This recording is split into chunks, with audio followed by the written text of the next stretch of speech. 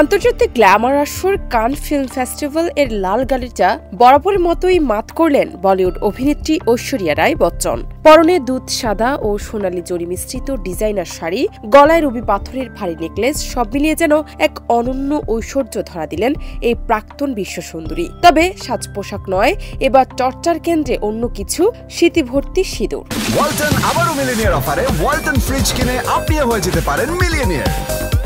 Millionaire ছড়াছড়ি দেশ জুড়ে, এটা শুধু ওয়ালটনই পারে। যেখানে বি টাউনের অলিগলিতে গত কয়েক মাস ধরেই চলছিল ঐশ্বরিয়া ও অভিষেকের বিচ্ছেদের গুঞ্জন, সেখানে এভাবে মাথা ভর্তি সিঁদুর পরে আন্তর্জাতিক মঞ্চে ঐশ্বরিয়ার উপস্থিতি যেন একরকম জবাব হয়েই এলো নিন্দুকের প্রতি। অনেকেই মনে করছেন এই রূপে ঐশ্বরিয়া বুঝিয়ে দিলেন সম্পর্ক ভাঙার নয়, বরং আরো দৃঢ় হওয়ার পথে।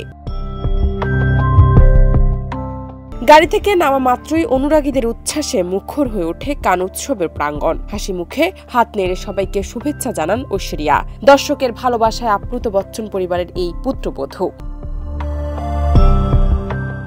এবারে প্রথম নয়, কান ফেস্টিভ্যালে লাল গালিচায় ঐশ্বরিয়ার উপস্থিতি বরাবরই নজর কাড়ে। কিন্তু এই প্রথমবার শীতিতে সিঁদুর পরে নিজেকে উপস্থাপন করলেন তিনি। শাস্ত্রীয় মতে সিঁদুর হলো হিন্দু বিবাহিত নারীর স্বামীর দীর্ঘায়ু ও মঙ্গলের প্রতীক। ঐশ্বরিয়া এই রূপ দেখে অনেকেই বলছেন এটি শুধু সাজ নয়, বরং দাম্পত্য জীবনের প্রতি তার অঙ্গীকারের প্রতীক। সোশ্যাল মিডিয়ায় ইতিমধ্যেই ভাইরাল হয়ে গেছে এই লুক। নেটিজেনরা প্রশংসায় ভাসাচ্ছেন ঐশ্বরিয়াকে।